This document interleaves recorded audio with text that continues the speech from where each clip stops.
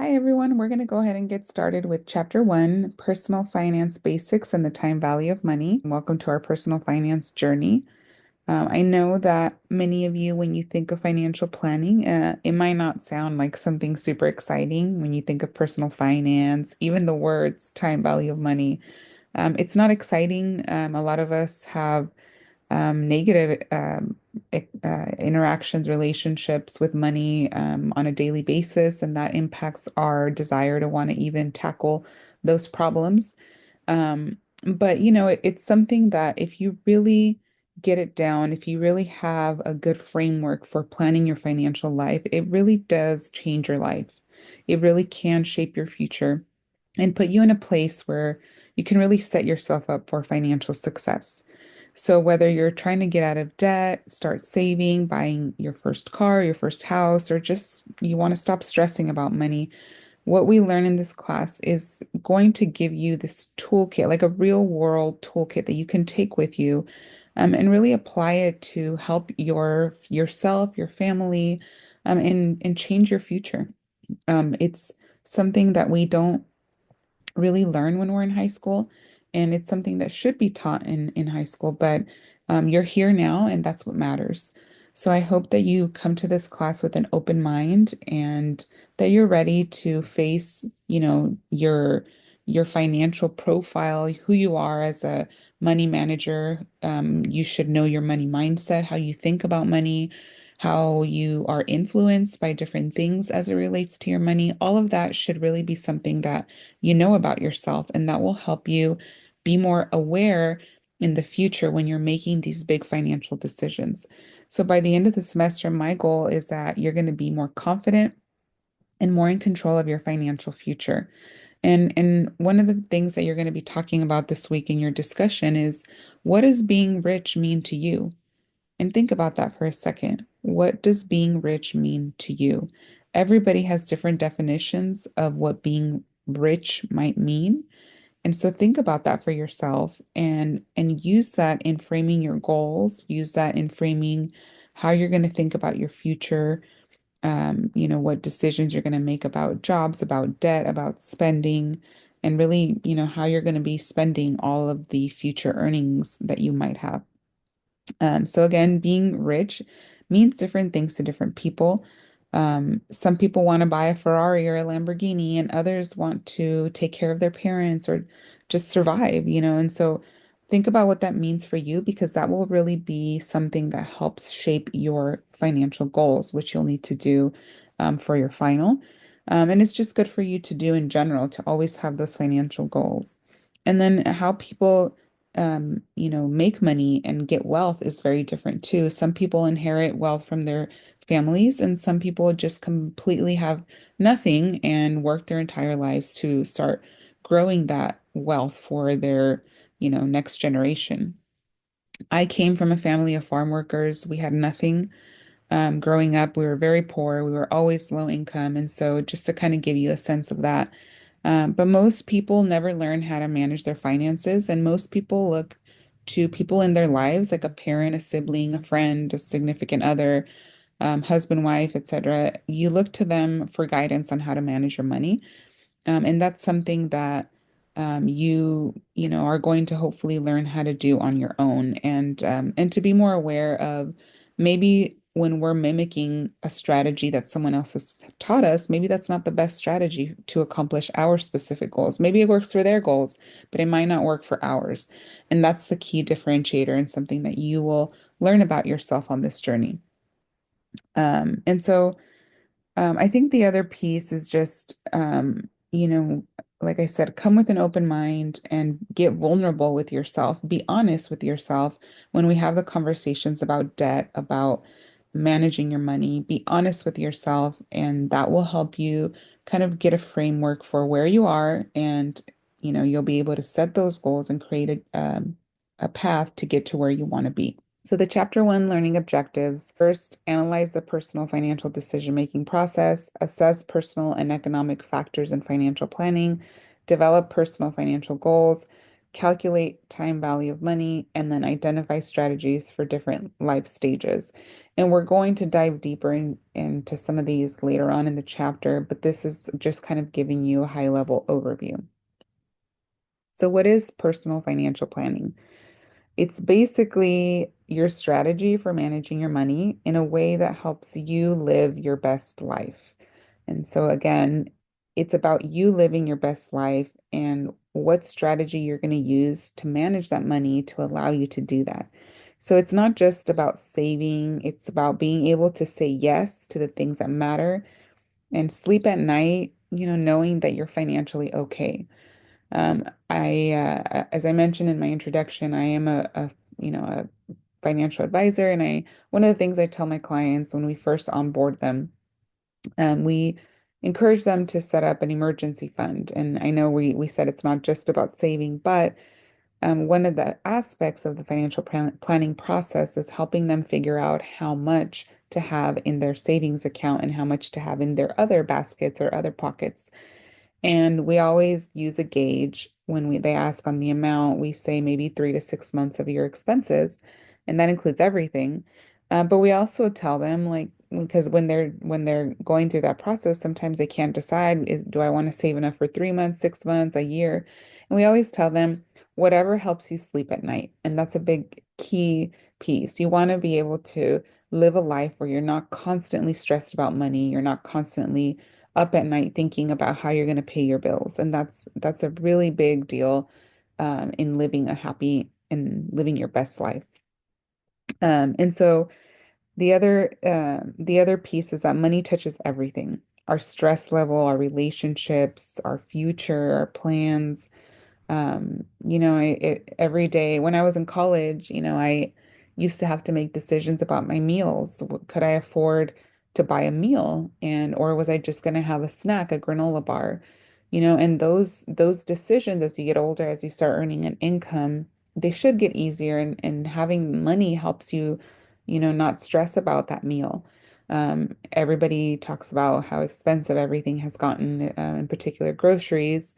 And so going to the grocery store and buying food for your family and knowing that you don't have to worry about it, even if the prices go up a little bit, you're going to be okay. And that's a good place to be. You don't want to stress constantly about all these different expenses. And in order to have that peace of mind, you really have to incorporate some planning elements into your budgets, whether it's increasing your income, going back to school to increase your income, gaining different skill set, getting a different job, all those things can help you increase your income if you feel like, okay, there's no way that I can minimize this budget, well, then how do I increase my income? And it's all this high level planning process. You want to have a good life. You want to have a stress-free life. And money will unfortunately always be at the forefront of everything that we do. And so, housing, retirement, going to the doctor, driving, everything. So planning helps you make the most of what you have and avoid financial regrets later. All right, so this is the financial planning process. There's 6 steps involved. So it's not just about being good with numbers. You don't have to be good with numbers because there's calculators, there's budgets online, there's templates. You don't necessarily have to be a pro at, crunching numbers and all that. It's basic math, and the most important part of the financial planning process isn't necessarily being good at math, but it's more about the process that you go through to determine how to manage your money. So once you know the steps, you can use them again and again, no matter what income level you have. And that's the amazing thing about this class. So the first thing you want to do is know where you stand. What is your income? What is your spending? How much debt do you have? How much do you have saved? Having this snapshot, this is something that I call your net worth. Having a snapshot of your current situation, having a snapshot of your net worth allows you to then have a framework to go into the next pieces. Number two, you set goals, big and small. So for me, I like to say short-term and long-term goals. What is a small goal that you might have in the short term, and what is a long-term goal? Maybe it's retirement, maybe it's 10 to 15 years from now, but just have some short and long-term financial goals. A lot of my clients, when we have this conversation with them, they don't know what their goals are, and that's okay. But think it's because they've never thought about it. So think about your goals, think about realistic goals. And some clients would say, oh, I want to maybe put my son through college, or I want to remodel my kitchen. So whatever those goals are, make sure you have them written down. Number three, identify alternative courses of action. And really, what you want to figure out is, do you continue on the same course now that you have some goals in mind? Do you continue the same course of action? Do you expand your current situation? Maybe you save more each month. Do you change your current situation? Maybe you decide to use some of the money you have in your account instead of maybe your savings, or maybe take money out of your savings or take money out of your checkings instead of your savings. And then, decide whether you want to take maybe a new course of action. So maybe you want to take some of your monthly savings to start paying off some of your debt, etc. So you want to kind of identify all the options. What can you do? So you have your you've determined your current financial situation, you've developed your goals, and now you want to lay out all the options you have. So identify all of the alternative courses of action. Then, number four, evaluate your alternatives. So, evaluate the possible courses of action, taking into consideration your life situation, your personal values, your current economic condition. Think about, is it yourself? Is it your family? Is it your kids? How do they age it? How do their ages impact the whole equation? How does your age impact the whole equation? Think about all of these different things. So life situation, personal values, economic factors, and then think about what is the risk associated with that. And is there an opportunity cost? Because with the time value of money, and we'll go over that in a minute, are you losing money by not doing X, Y, or Z? So you want to really evaluate that opportunity cost. And then number five, creating and implementing your financial action plan. So the next step in this process is, once you've sort of gone through these one, two, three, and four, you want to get to a place where you develop an action plan to identify methods to achieve your goals. So how can you achieve your goals? And this is where you create that actionable step. And then you revise it. You revise your financial plan as your life happens and things come up. And, maybe you're getting older, closer to retirement age. Maybe you have a baby. Maybe you get married. Maybe someone in your family passes away. Maybe you get a new job with more income. All of these things. Maybe you pay off your car, pay off school loans. Things change. So you always want to review and revise that financial plan so that you're ready, um, and always adaptable, and really making sure that those goals that you haven't put in place for section two are always being worked towards, with the financial situation that you have at the moment. So you want to make sure that it all matches, that it's all aligned. And so think of this as your personal financial GPS. This is where you're going, and you can always reroute because sometimes where you're going changes, based on different aspects of your life. So, this is the six-step process for financial planning. So, factors that affect financial planning. Um, it's a very personal thing, as we've discussed, and what works for one person might not work for the other. So if your parents maybe have a savings target and they're putting all their money away every month, that might not work for you. Maybe you're young, maybe you have a family, so it's very personal. And that's why it's so important in this class to get vulnerable, get honest, and be open with every aspect of your background, of your financial picture, because that will help you have better goals and better actionable steps that you can take towards achieving those goals. So think about your age, think about your income, think about your family situation and values. That all of that helps shapes your decisions. And and then there's obviously the economy. Think about interest rates shoot up, people can't buy a home. Interest rates shoot down, people start buying homes. That's a very common example, when it comes to purchasing real estate. But the economy really also dictates, our financial planning goals, and sometimes our financial planning in general. We can't necessarily achieve these goals at this time because interest rates are high or because inflation is high. All of that impacts our financial planning. And then obviously, like, there's the job market. We talked about inflation already, interest rates, maybe tariffs, and all of these things play a big role. So this class will help you understand the bigger picture so you can also factor those things in when you're doing your financial planning. So moving on to financial goals and opportunity costs. So there's different types of goals. We talked about these a little bit. There's short-term goals, and these are goals that are less than a year. Then there's intermediate goals, and these are goals that are 2 to 5 years. And then there's long-term goals, which are goals any longer than 5 years out the road. So think about those short, intermediate, and long-term goals for yourself. Um, and I'll give you some examples, like maybe you want to buy a car, maybe you want to pay off your credit cards, maybe you want to save for a trip, maybe you want to buy a house 5 years from now in the hope that maybe interest rates will drop to a crazy low or something like that. So the key is that we can't do everything at once, right? We can't go buy a car and a house and pay off our credit cards and all that. And so we have to prioritize, and there's also an opportunity cost. So it's what you give up when you choose one thing over the other. So if you spend $200 on a weekend trip, maybe that $200 doesn't go into your emergency fund or into paying off your debt.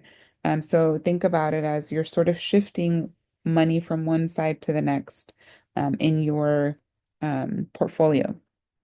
So it's not necessarily about guilt. It's not about making you feel guilty about maybe having a girls' night out or something or a guy's night out. It's about making the intentional choices. So you want to make your trade-offs, just put $200 here instead of here or whatnot, but you want it to be worth it.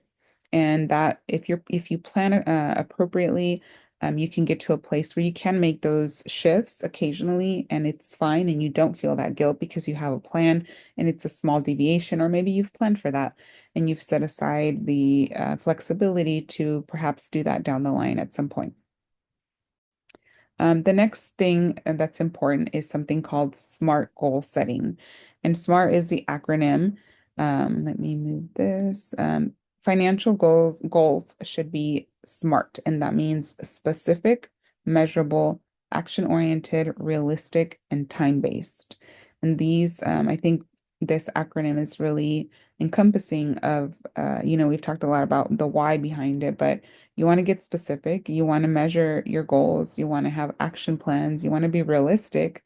I would love to buy an island one day, but I have to be realistic. And realistically, I'm probably never going to do that. So you want to make sure your goals are realistic based on your current situation, and you want to put time frames on them. That's why that short, intermediate, and long-term planning is key.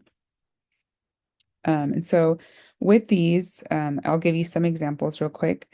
Um, so this is, again, the SMART method. So you want to be specific, like saving money is not specific, but saving $500 is very specific. So you want to get specific.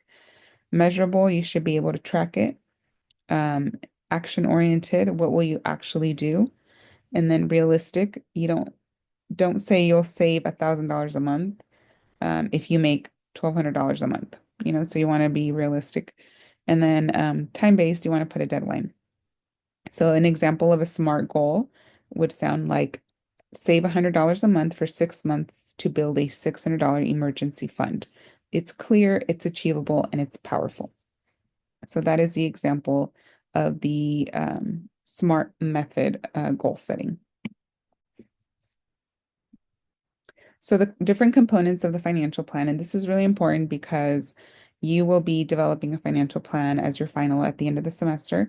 The financial plan that I assign is a little bit different, I think, than what's covered in the book. I've tried to make it a little bit easier for you and just more general to help you kind of have a framework that you can use long term.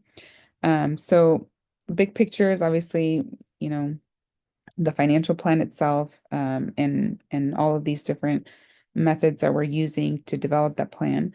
But financial planning, again, is not just about saving, it's about thinking about earning income, planning your spending, saving and investing, borrowing responsibly, protecting your assets with insurance, planning for retirement, even when you're young.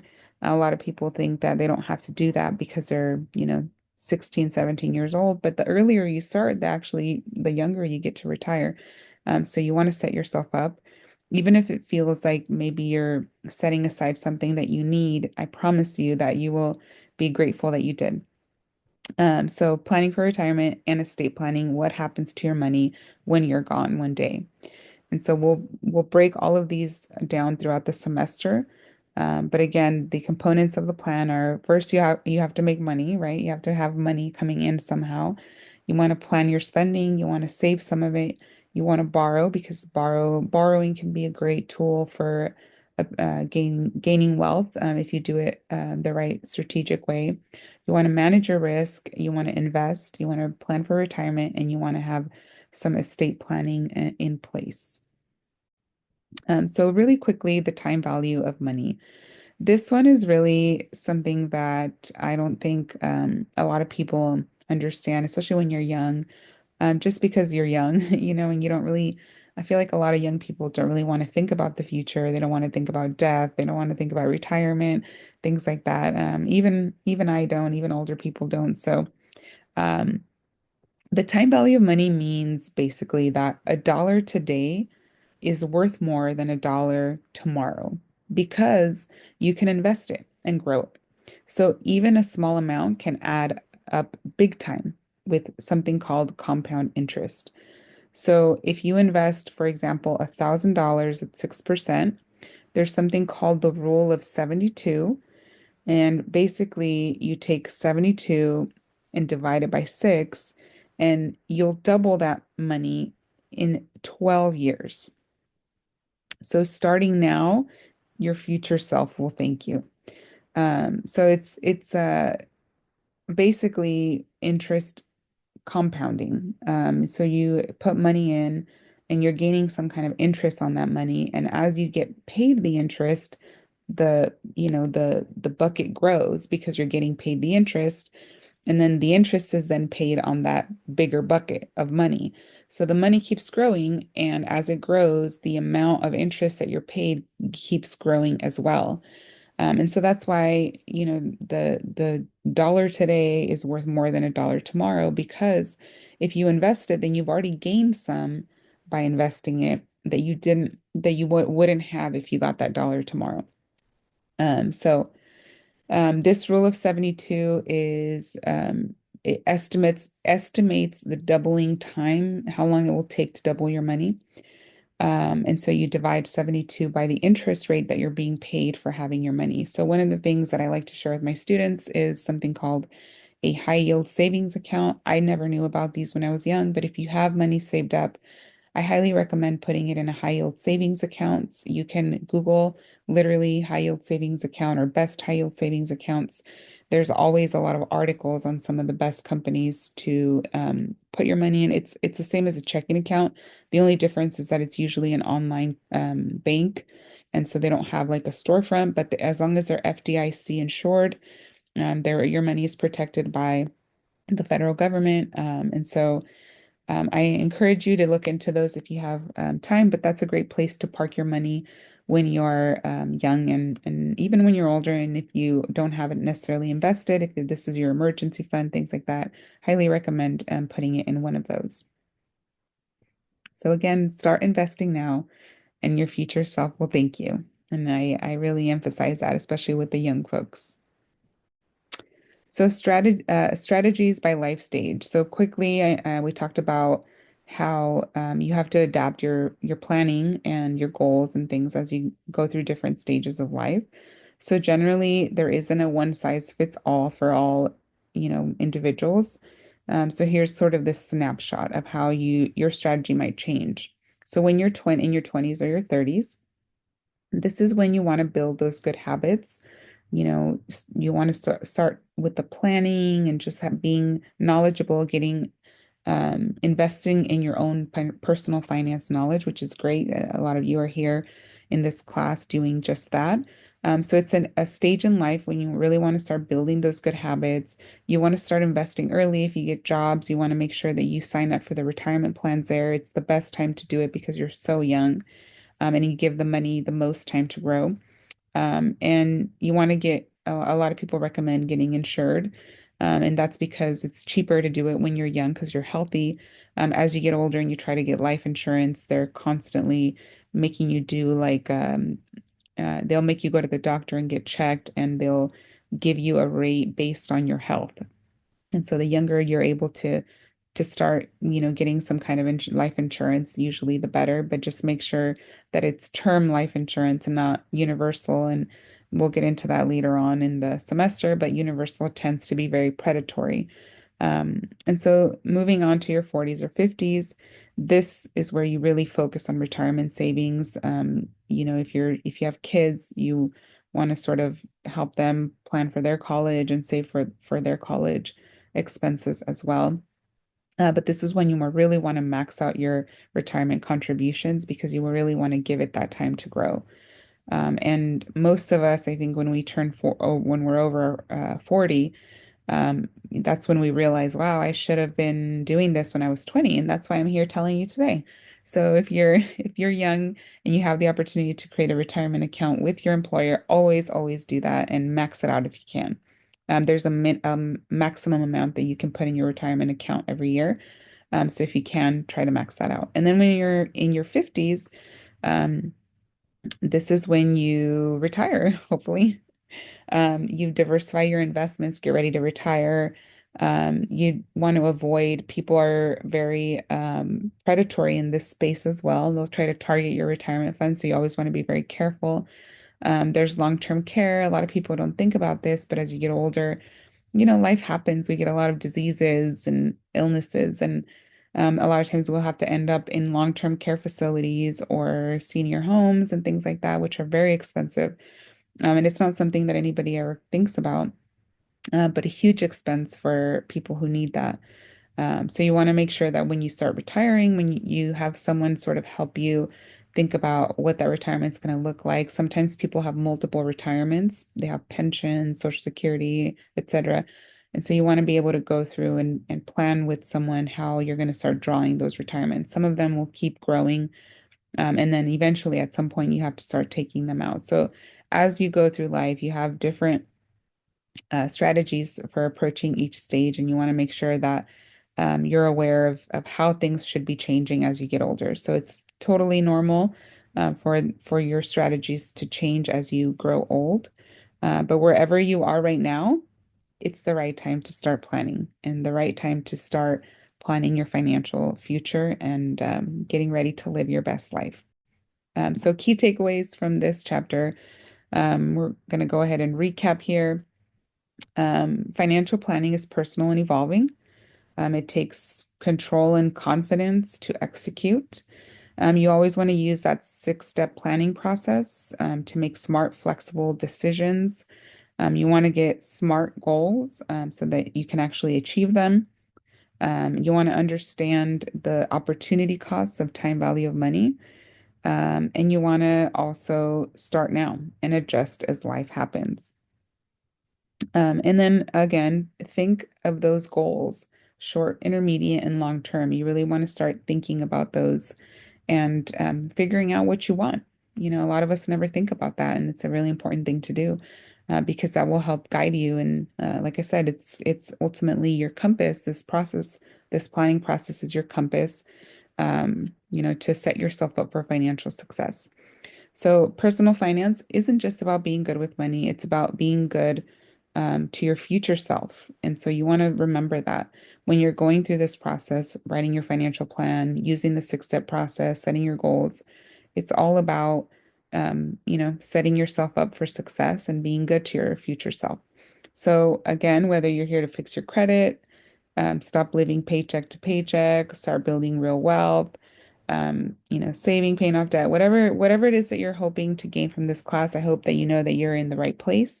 You don't have to be perfect at this. You just have to be curious, keep an open mind, start learning, and keep showing up, keep doing the assignments because all of them are intended to guide you through this personal finance journey. So that is it. Thank you.